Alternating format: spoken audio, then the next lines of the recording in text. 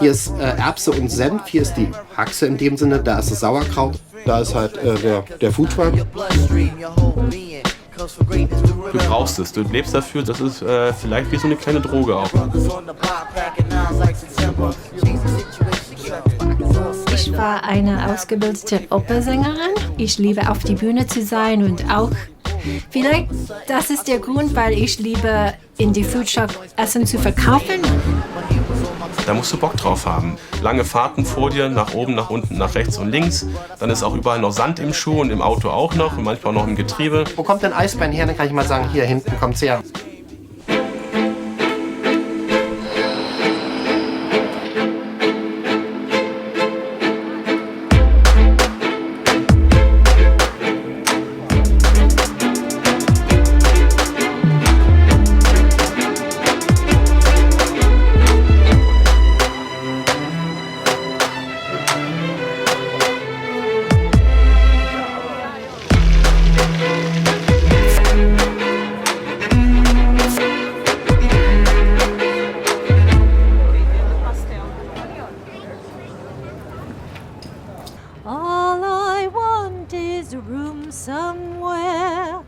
Ich bin Lauren Lee.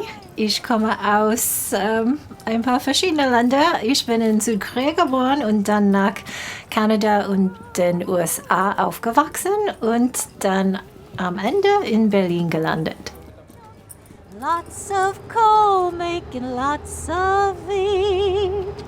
Warm face, warm hands, warm feet. Oh, wouldn't it be lovely? Meine Essen ist wirklich meine Heimat, weil ich habe in Amerika aufgewachsen und war immer ein Teil amerikanisch, ein Teil koreanisch, aber bei den Essen war ich immer total koreanisch, weil wir haben immer zu Hause koreanische Essen gegessen und ja, wenn ich in Berlin war, allein, was ich habe so vermisst, war koreanische Essen. Out the back of our homes, we smell the musk of the dusk and the crack of the dawn. We go through episodes too, like Attack of the Clones. What till we break a back and you hear the crack of the bone? To get by, just to get by, just to get by, just to get by. Ich liebe den Foodtruck, ich muss sagen, und wenn ich kann direkt nach den Kunden Essen verkaufen, weil dann du siehst alles. Du siehst, dass die Kunden das Essen schmecken und sie sind froh und dann sie sagen immer, oh, das war lecker oder wir bekommen einen Kommentar auf unser Facebook oder Instagram.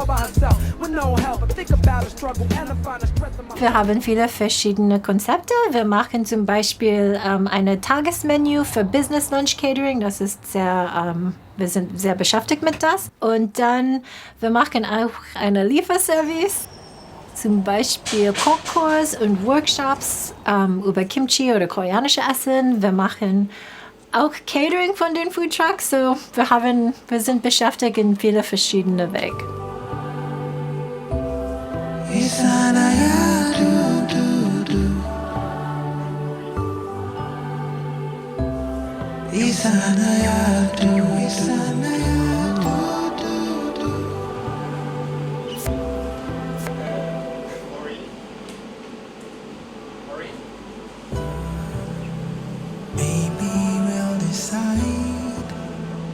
Ich koche, was ich liebe zu essen. Das ist immer etwas mit Kimchi zu tun.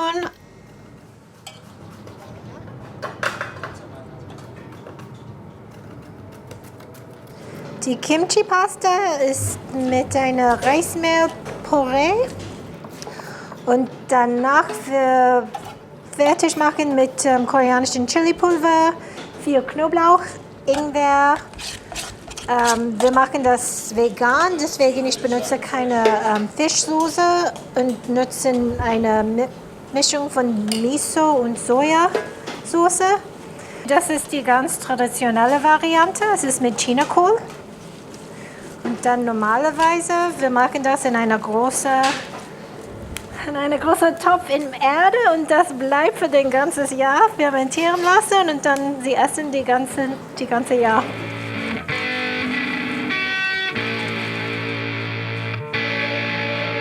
Rampe ist ein orangen Kräuterlikör. Die älteste Spirituose Berlins. Das ist das Wappen von Neukölln. Als geborener Neuköllner wollte ich unbedingt das haben, aber halt nicht so klassisch als Wappen. Das war mir ein bisschen zu langweilig. Deswegen habe ich das alles auseinandergezogen. Das ist das Malteserkreuz, das ist der Brandenburger Adler und das ist der Jesuitenkelch. Und dann halt Neukölln mit dazu. I need some conga conga.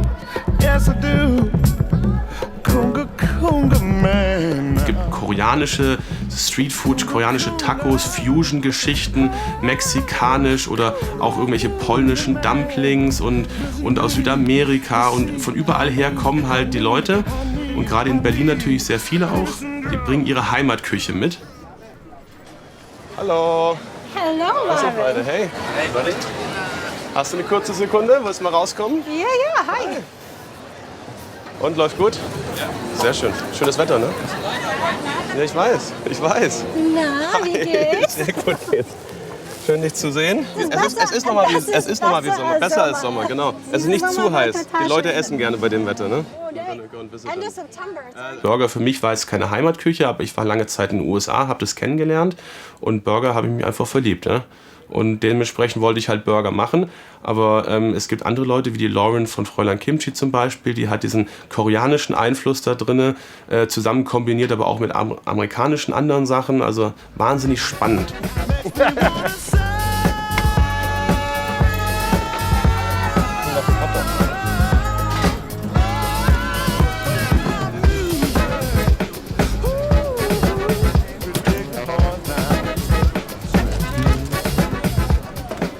Schön, guten Appetit. Die schafft das auch alleine, die ist so gut. Ja, das habe ich schon gesehen, also ich brauche dich eigentlich gar nicht. Ja, genau, ja, deswegen ja. Ich bin nur fürs Aussehen da. Ja, das ist aber gut, sehr schön. Zeig mal kurz, warte mal kurz. Ja, ein bisschen mehr.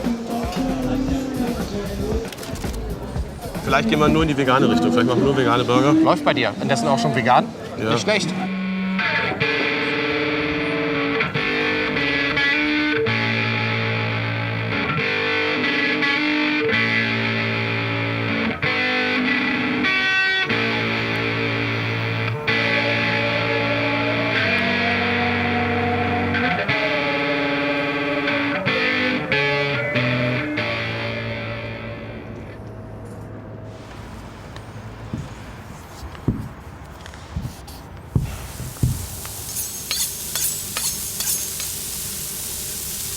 Klar, ich behaupte, wir haben einen der besten Burger. Gleichzeitig weiß ich, es gibt in Berlin viele andere wirklich gute Burger. Ich sage immer, wenn du ein gewisses Niveau erreicht hast, also einen gewissen Standard, dann ist es wirklich nur noch persönlich, dem einen gefällt das eine besser, dem anderen gefällt das andere besser. Das ist persönlicher Geschmack. Aber es geht wirklich um so Sachen wie frisches Fleisch, wie du damit umgehst, wie du es brätst, wie du es auf den Grill tust, ja.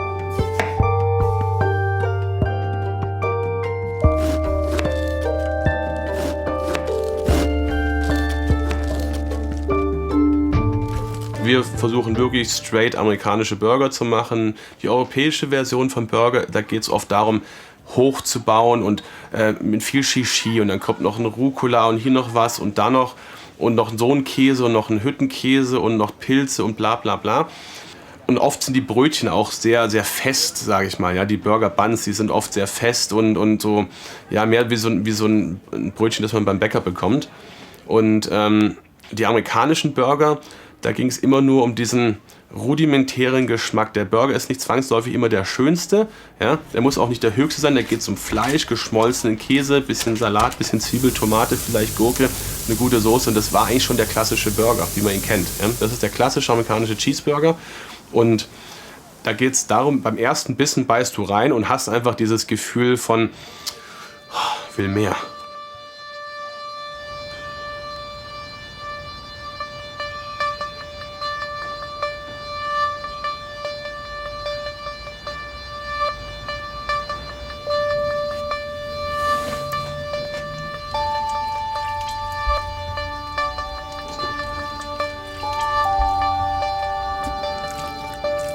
Pulled Pork, das ist an sich ein sehr zähes Stück Fleisch. Das hast du ganz lange im Ofen, also entweder im Smoker oder auch im konventionellen Ofen. Geht das auch traditionell im Smoker natürlich. In unserem Fall so zwischen 12 und 14 Stunden bei um die 110 Grad in der Range. Davor machst du deine Gewürze ran und dann im Prinzip passiert dann Magie. Du machst dann gar nichts, du holst es einfach nach 12 Stunden raus, machst den Deckel auf und voilà.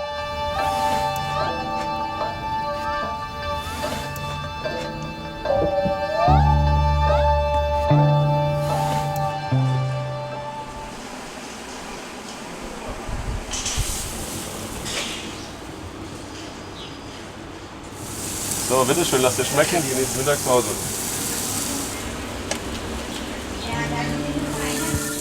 So, bitteschön. Danke. Das Foodtrucking-Lebensgefühl ist, ist schon eine gewisse Spezies von Menschen, glaube ich. Also man kennt es auch früher so, sage ich mal, Menschen, die vielleicht im Zirkusbereich unterwegs waren oder so. Du musst eine Lust darauf haben, unterwegs zu sein.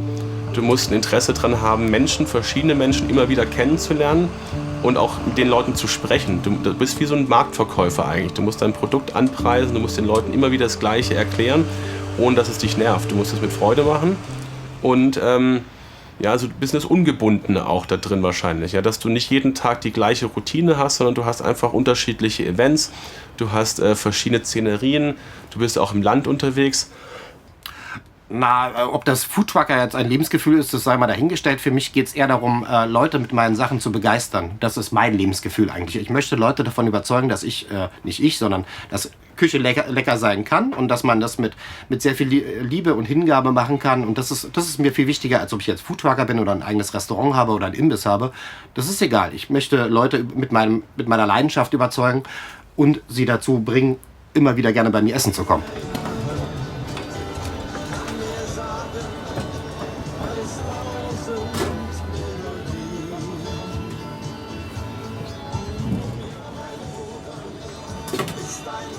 Meine 3 Klassiker, die sich am besten verkaufen, sind logischerweise mein Berliner Eisbein-Sandwich, dann der Bierkutscher-Hotdog, Berliner Bierkutscher-Hotdog und als neue Kreation im letzten Jahr sind die Berliner Bierrippchen, das sind auch sehr stark im Kommen, das ist auch nach einer eigenen Rezeptur. Und da habe ich einen eigenen Rub entwickelt, plus dass man auch Bier mit reinmacht, um dann nochmal so eine eigene Geschmacksnote mitzumachen und einen selbstgemachten Apfel-Barbecue-Soße. Ich bereite ja schon alles vorher vor, ich koche vor, ich mache in dem Sinne mein eigenes Convenience und kann das dann dabei schnell verkaufen. Ich kann nicht so wie ein Burgerbrater, der 5 bis 10 Minuten braucht, bis er dann fertig ist, kann ich das innerhalb von einer Minute verkaufen, weil bei mir ist es ganz schnell fertig gemacht und ist trotzdem sehr lecker. Das ist halt letztendlich das Wichtige. Dankeschön. Bitteschön. So, bitteschön. Guten Appetit wünsche ich dir. Auf die Gründung des Unternehmens bin ich eigentlich dazu gekommen, dass ich das Eisbein mal anders verpacken wollte. Auch den Berlinern, den Touristen mal zeigen, was Berlin eigentlich so kann. Das kann halt nur mehr als Currywurst und Döner. Dann kam gerade 2012, 2013 diese Pulled Pork Welle nach Berlin und nach Deutschland insgesamt. Und ich dachte mir, was die Amis können, das können wir in Berlin erst recht. Und deswegen habe ich mir gedacht, mache ich aus Eisbein halt eine Berliner Pulled Pork Variante.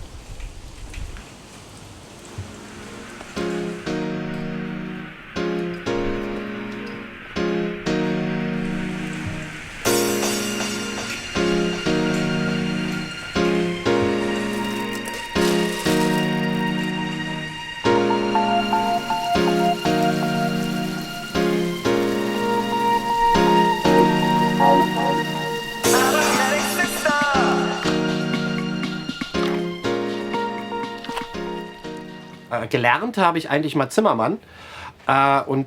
Zimmermann hast du bei den Richtfesten, wenn dann ein Richtfest gefeiert wurde, hast du ganz klassisch entweder Schnitzel gehabt oder Eisbein. Und so habe ich eigentlich das Eisbein erst kennengelernt. Also zu Hause auch nicht großartig, weil ich bin in einer Generation groß geworden, wo man das nicht mehr großartig zu Hause gemacht hat. Aber auf diesen Richtfesten habe ich das halt wieder kennengelernt. Und genau deswegen fand ich es dann halt auch gut, weil man es halt nicht so oft bekommt. Also war aber trotzdem sehr lecker.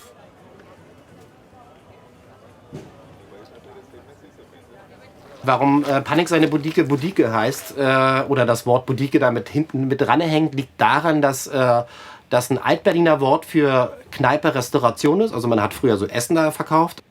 Heinrich Ziller ist einer meiner Lieblingsmaler, wäre jetzt übertrieben, das ist so kunstverliebt bin ich dann auch wieder nicht, aber ich finde ihn halt sehr interessant. Also er war halt in den Milieus von Neukölln, Kreuzberg und Co. und hat sich so das arme Leben angeguckt, also das normale Berliner Leben angeguckt, nicht das von der High Society, sondern das normale Leben und hat dann auch lustigerweise ein Bild gezeichnet, das heißt Der Boutiquer. Und das fand ich natürlich super und habe das natürlich dann in dem Sinne auch als mein Firmenlogo genommen, weil dieser Typ, den man jetzt hier gerade sieht, ist halt so der typische Berliner, hat eine Schürze um, was ich super finde, ist auch, weil so typisch politisch unkorrekt, hat eine Zigarette noch im Mund, steht vor seiner Tür und genau aus diesem Grund fand ich dieses Logo so super. Oh, so lovely sitting up so blooming Ludlis. Ich war eine Opernsängerin und ich habe eine gute Lehrerin hier gefunden. Alle meine Gesangslehrerinnen in den USA haben mir gesagt, du musst auf jeden Fall nach Deutschland gehen, weil es gibt die meistens von den Opernhäusern. I would never budge till spring crept over me windowsill. Ja, wenn ich erst nach Berlin angekommen war, ich kenne ein paar andere Opernsängerinnen und sie hatten ein paar Konzerte auf die Bode-Museum gemacht. Im Sommer, es gibt immer diese Serien und am Sonntag gibt es klassische Musik auf die Stufe von dem Bode-Museum. Und dann, ich hatte zum Glück diesen Kontakt und hat ein paar schöne Konzerte da gegeben.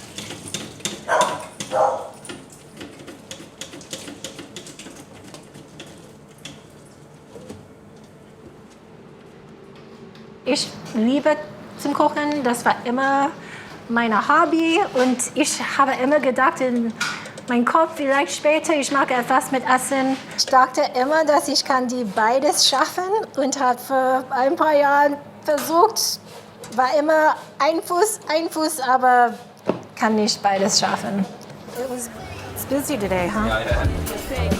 Easy to pull a breezy, smoke trees and we stay drunk. Yo, activism attacking the system. The blacks and Latins in prison, numbers in prison. They never lacking the vision. Shit, and all they got is rapping to listen to. I let them know we missing you. The love is unconditional. Even when the condition is critical. Ich hatte keine Gastroerfahrungen. Ich wusste gar nichts, wie ich mache den Umsatz, wie viel soll ich für mein Essen verkaufen. Und bei ein paar Leuten war sehr offen, waren sehr nett, hat immer, wenn ich frage, wie viele Portionen hast du gekauft, sie waren immer wahr. Und dann manchmal es gibt andere Leute und sie immer lügen oder sie sagen, ja, wir haben 500 Portionen heute gekauft und hat wirklich vielleicht nur 100. Und dann für mich selber, ich dachte, oh, ich muss dann für nächstes Mal 300 Portionen.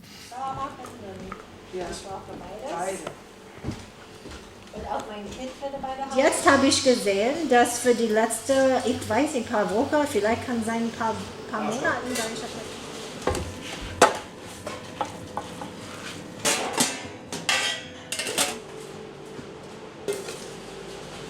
am Anfang mit Food Trucks war eine Mischung wie zwischen dieser Konkurrenz und auch ein paar war sehr hilfreich. Zum Beispiel Marvin bei Guerrilla Barbecue war immer sehr nett, war immer sehr offen.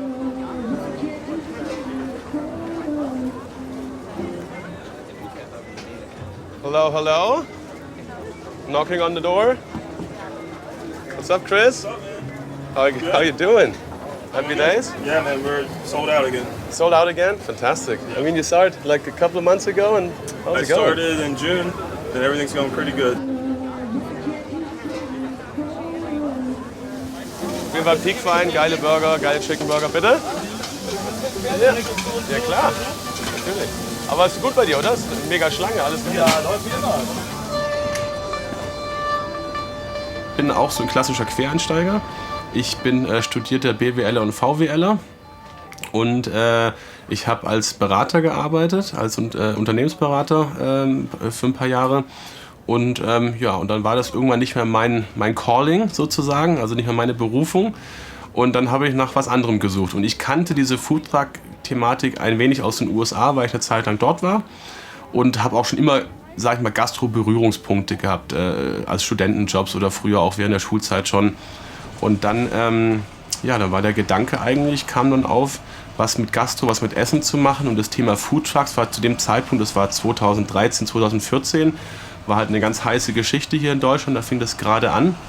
Und dann habe ich gesagt, ja, machst du doch das einfach mal, probierst du dich mal aus. Jetzt bist du noch jung genug, jetzt kannst du es machen. Keine Familie, keine Verantwortung. Der Junge muss nach Berlin und einen Foodtruck aufmachen.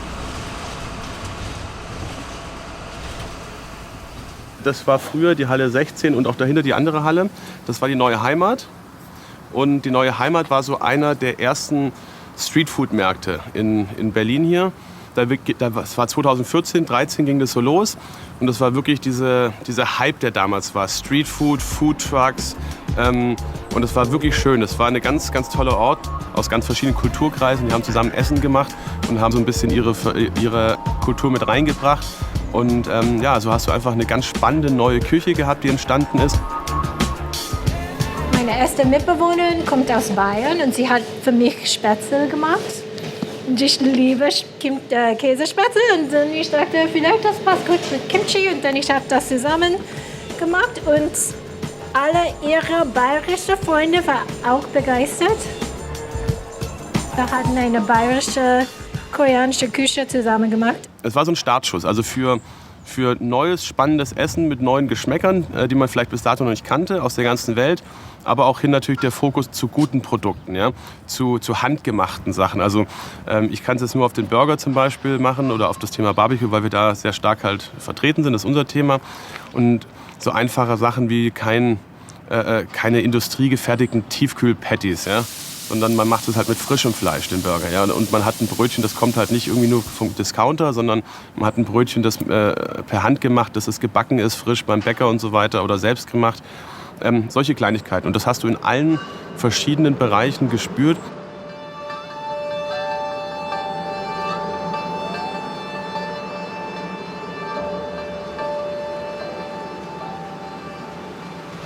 Die nächste Phase war koreanische Tacos, weil ich komme aus Kalifornien und ich liebe mexikanisches Essen. Aber ich möchte auch ein bisschen koreanischen Geschmack dabei haben.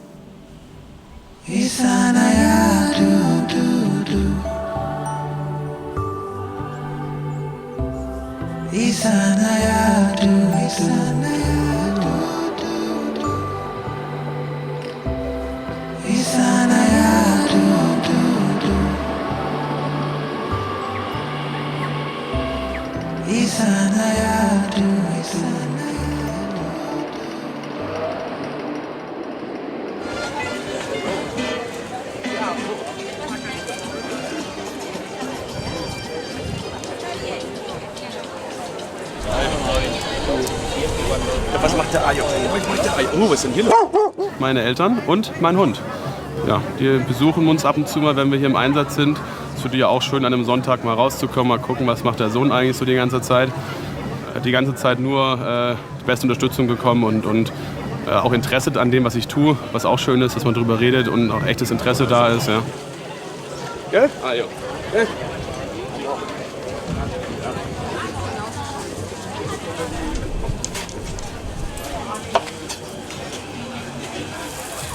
Mayonnaise. Without. Also es gibt Foodtrucks, die wahnsinnig detailverliebt sind und mit sehr, sehr viel Anspruch auch kulinarisch daran gehen. Und es gibt Foodtrucks, die vielleicht ein bisschen standardisierter arbeiten. Jeder hat sein Publikum, jeder findet so seine Nische.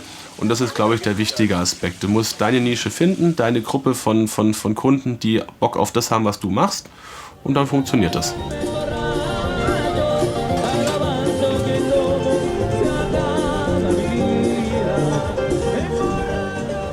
Mais, Möhren, Erbsen und Zwiebeln. In der Soße haben wir Huacatay. Das ist eine Pflanze aus Peru und wir pflanzen selber. Ich habe glücklicherweise ein bisschen vor unserer Wohnung haben wir so wie Garten und keines dagegen haben wir da gepflanzt und niemand sagt was. Und ist schön, haben wir das. Deswegen nehmen wir die. Ja. Viel Eisen hat, viel Eisen. Und das ist auch, das kommt auch, das nimmt man auch, aber er isst gar nicht Meerschweinchen, aber damit isst man Meerschweinchen.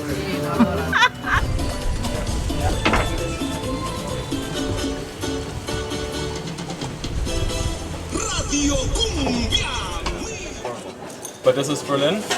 Yeah, you just deal with it. And You deal with it and you move on, yeah. Well, I wish you all the best.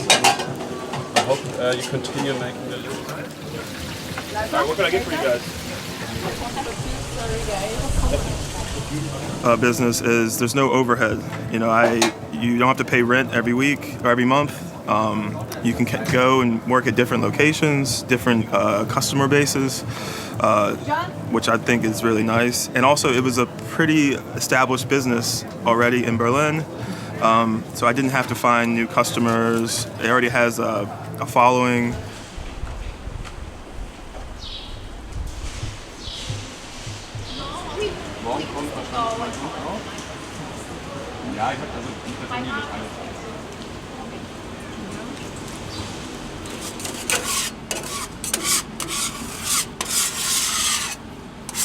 Lass dir schmecken, schönes Wochenende. Ja, Gleichfalls, ja. Ciao.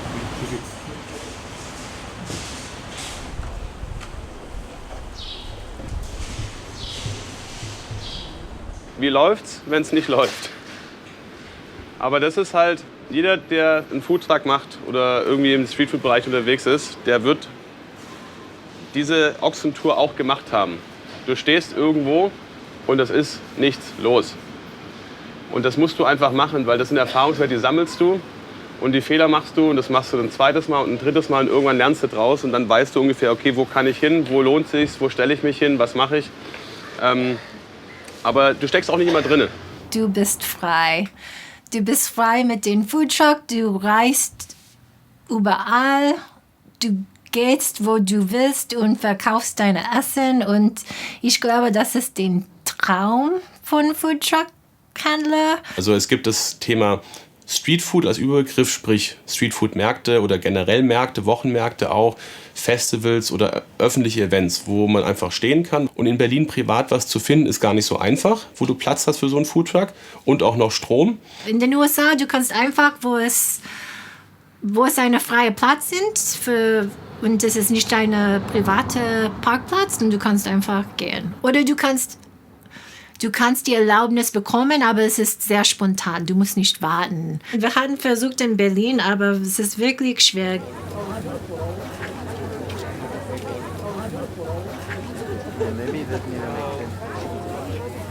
Genau. Ich denke mal, wir versuchen es immer. Das Thema Foodtruck musst du schon leben. Während der Hauptsaison ist eine 90-Stunden-Woche Standard. Und da spreche ich wahrscheinlich für die meisten anderen Kollegen, die ich so kenne. Du hast eine 90-Stunden-Woche, das ist normal. Ich habe auch schon, dieses Jahr hatten wir auch über 100 Stunden schon in der Woche. Oh, der Süße. Ich hatte, das hatte ich ähnlich, mindestens. Ich habe 10, 12 Stunden, im Schnitt habe ich 12 Stunden in 3,5 Monaten gearbeitet. Am Tag. Ich bin heute Morgen um 2 aufgestanden. Das alles so reinräumen und alles vorbereiten. Ja, ich musste hier um 8 sollte ich hier sein, also das ist schon ein bisschen mehr. Und Feierabend habe ich so um 22 Uhr. Nach so einem 45-Stunden-Wochenende, was ich dann meistens so habe, bin ich dann zufrieden, wenn ich dann nur 8 oder 10 Stunden koche. Dabei erhole ich mich dann.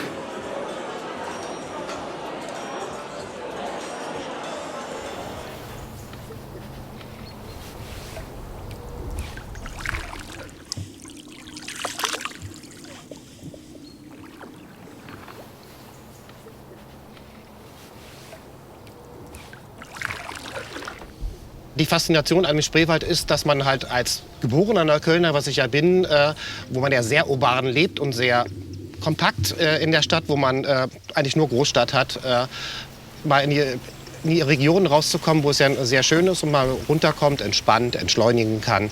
Und das dann wiederum mit dem Essen verbindet, damit die Leute merken, oh, die Region ist auch wunderschön und man kann es damit verbinden.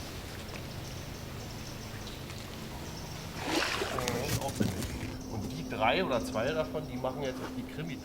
Spezialitäten in Sachen Spreewald habe ich zum Beispiel Spreewälder Backkartoffel, die ist mit da drauf, mit einem selbstgemachten Dill-Frischkäse. Dann habe ich auch ein Spreewälder Gurken-Sandwich, um auch noch mal die Region ein bisschen mit reinzubringen, weil sie generell halt wunderbar passt zu Berlin, weil sie halt auch anhängig ist und wunderbare Lebensmittel hat.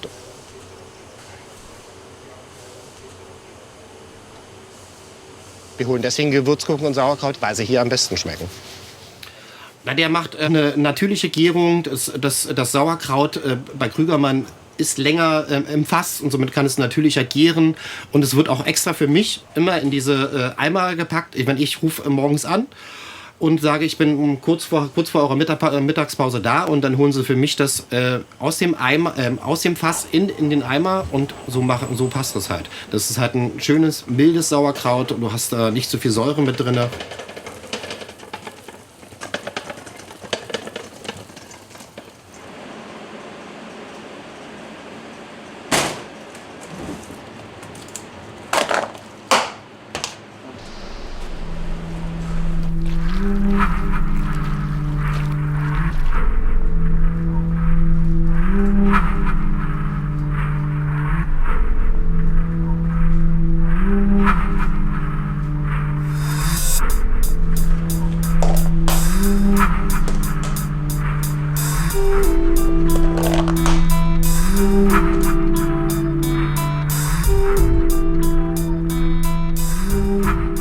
Eigentlich habe ich generell nur kleine Handwerksbetriebe, die das Manufaktur wäre jetzt übertrieben, aber alles sind ganz alte Familien. Ich habe Krügermann in Lübbenau im Spreewald, gibt es seit 1894. Ich habe Bäckerei Hillmann, die gibt es seit 1932, glaube ich. Dann habe ich meinen eigenen Kartoffelhändler, den gibt es seit 1910, die Familie an sich.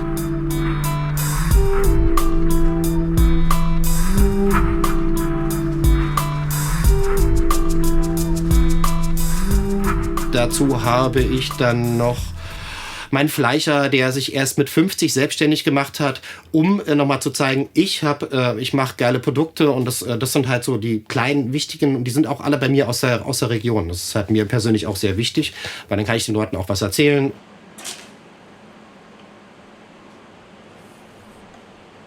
Dem Bierkutscher Hotdog, wo ich die Knacker in Bier ziehe, ist einerseits eine alte Bierbrauertradition aus Berlin. Man hat damals zur Weihnachtszeit, also sagen wir mal roundabout so Heiligabend und so weiter, haben die dann zusammengesessen und haben sich Knacker genommen, haben den Weihnachtsbock genommen und haben die Knacker angestochen und haben sie 6, 7, 8 Stunden drin ziehen lassen. Und durch diesen Prozess, dieses Anstechen der Knacker und dieses Ziehen lassen in diesen Weihnachtsbock, ist es halt so, dass das Fett in der Knacker geht raus. Und das Bier geht rein. Also man hat so ein, wie ich das immer schön meinen Gästen erkläre, man hat so einen Fett-Bier-Ausgleich. Und das kann man auch wunderbar immer Leuten erzählen, die denken immer so, oh, Knacker ist ja so fett. Nein, ist es nicht, weil dadurch entsteht, Fett geht ja raus und die Knacker wird schön schlank und hat aber einen schönen Biergeschmack. Und das ist halt so weswegen diesen Bierkutscher Hotdog überhaupt gibt. Also aufgrund dieser alten Bierbrauertradition aus Berlin.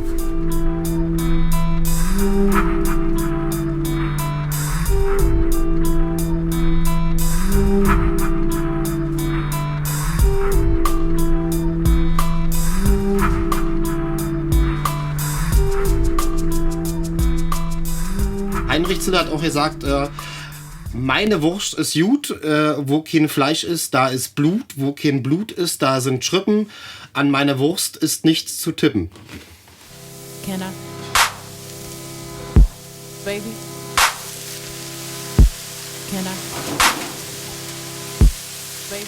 Die größten Fehler bei der Currywurst, schlechte Wurst und eine schlechte Soße. Also keine selbstgemachte, sondern irgendwie nur so ein bisschen Ketchup, Curry zusammengepanscht vielleicht und gut ist. Can I? Baby?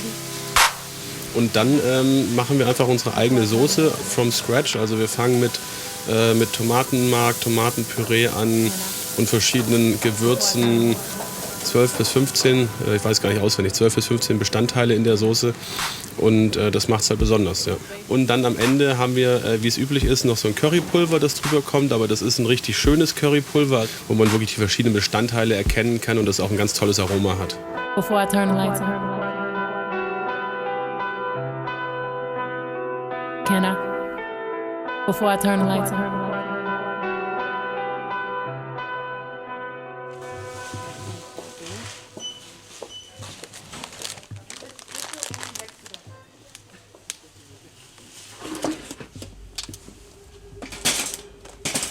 Das ist die Gochujang und das ist eine fermentierte Chili Paste und das ist die Basis für unsere Soße. Und wir machen einen Mix von die Gochujang, Essig, Zucker und ein bisschen Sojasauce und Sesamöl. Lots of chocolates for me to eat. Lots of coal making lots of heat. Warm face, warm hands, warm feet, oh, wouldn't it be lovely? Oh, so. Weil die koreanische Küche hat immer viele Beilagen. Das heißt Banchan. So mit jedes Mahlzeit, wir haben Reis, ein Hauptgericht und viele verschiedene kleine Sachen. Ganz wichtig ist die geröstete Sesamöl. Und das ist die wichtige Zutat, ich muss sagen. Und es ist ganz wichtig, dass Sie verkaufen einen guten Markt. Ich verkaufe immer die Sesamöl aus koreanischen oder japanischen Markt. Gar nichts auf China, weil der Geschmack ist ganz anders. Und das ist auch ziemlich teuer. Es ist fast 30 € für eine Stück und wir benutzen das ganz viel. Und wir kochen auch in der koreanischen Küche immer mit unserer Hand. Meine Mutter hat absolut gar kein Küchengeräte, weil sie hat nur große Stäbchen und ein Messer und dann eine Hand. Und es gibt auch ein Stichwort auf Koreanisch, dass sie haben die Handgeschmack. Weil wenn sie kochen wirklich gut ist, sie haben den Geschmack von den Händen.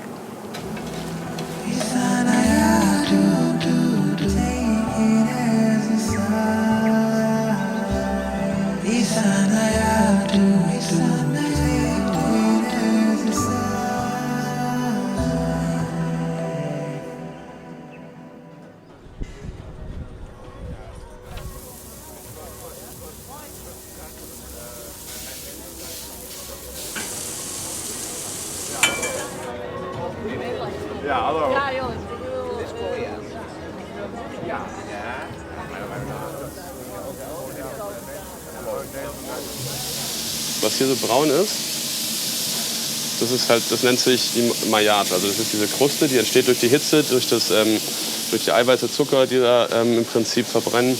Und das gibt halt wahnsinnig Geschmack. Ne? Also diese Kruste, die willst du haben. Dieses Braune ist einfach purer Geschmack. Ne? Ist echt geil.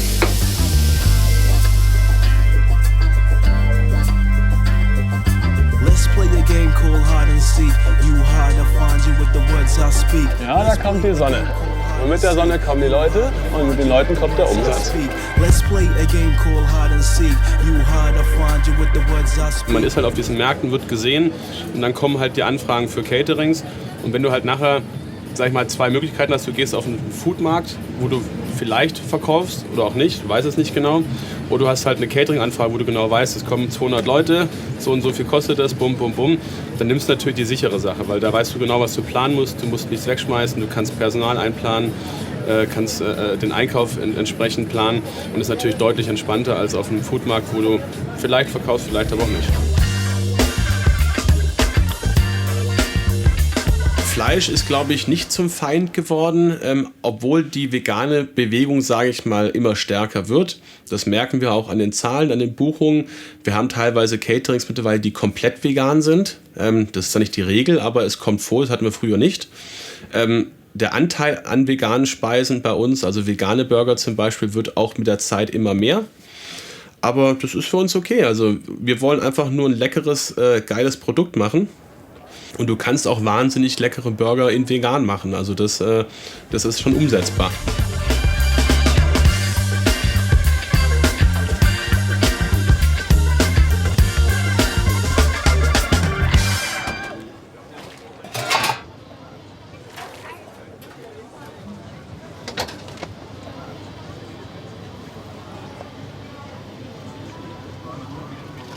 Da man ja heutzutage immer sehr schön nachhaltig denken sollte, man soll ja das Bier kippt man ja danach nicht weg, das sollte man ja weiter benutzen, weil sonst ist es ja Verschwendung von Ressourcen. Und dadurch, dass da Fett austritt, habe ich mir irgendwann mal gedacht, alles klar, cool, nehme ich das doch gleich zum Einkochen von dem Sauerkraut, weil da ist Fett mit drin, man sollte ja Sauerkraut sowieso mit dem Fett ankochen und somit hat man es schon mit drin. Und dadurch, dass auch die Gewürze von der Knacker in das Bier mit rein, in diesen Biersud mit reingehen, hat das Sauerkraut bei mir auch nochmal erstens so eine schöne güldene Farbe, so einen schönen goldenen Touch und hat auch diesen schönen Biergeschmack mit drin und aber auch trotzdem diesen Fettgeschmack, ohne dass man irgendwas an Fremdstoffen noch mit dazu nimmt. Eigentlich möchte ich noch so das Berliner Brauhaus, was es ja eigentlich gar nicht gibt, machen. Mit schönen Berliner Essen und also so wie sich das, wie in Köln, wo es die Gaststätten gibt oder wie in Bayern und so weiter. So das in der Richtung würde ich gern für Berlin noch machen, aber das wird wahrscheinlich noch 1-2 Jahre dauern. Muss halt auch noch der richtige Ort für gefunden werden. Selbst wenn du irgendwas machst, was deutlich anstrengender ist und auch deutlich unsicherer, ungewisser, vielleicht auch nicht das gleiche Renommee hat, und du gibst auch viel dafür auf, also du siehst vielleicht weniger Freunde, weniger Familie, hast weniger Zeit, die Wochenenden zu genießen. Im Sommer, wenn alle rausgehen, es ist schönes Wetter, bist du nur am Arbeiten, weil natürlich Hauptsaison ist. Dafür kriegst du natürlich auch wieder andere Positive. Und der positivste ist eigentlich wahrscheinlich das Thema, dass du mit dir selbst im Reinen bist und zufrieden bist mit dem, was du tust. Und das ist, glaube ich, der wichtigste Faktor. Mein Wunschort von meiner Foodtruck. Wenn ich stehe, sieht vielleicht vorne den Berlin Staatsoper und alle die bekannteste Opernsängerin verkauft Essen bei mir.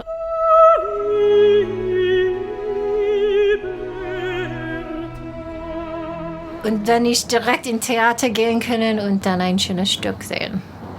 Aber wäre schön, wenn ich kann auch singen. Someone said resting on my knee, warm and tender as he can be, who takes good care of me, oh, wouldn't it be lovely?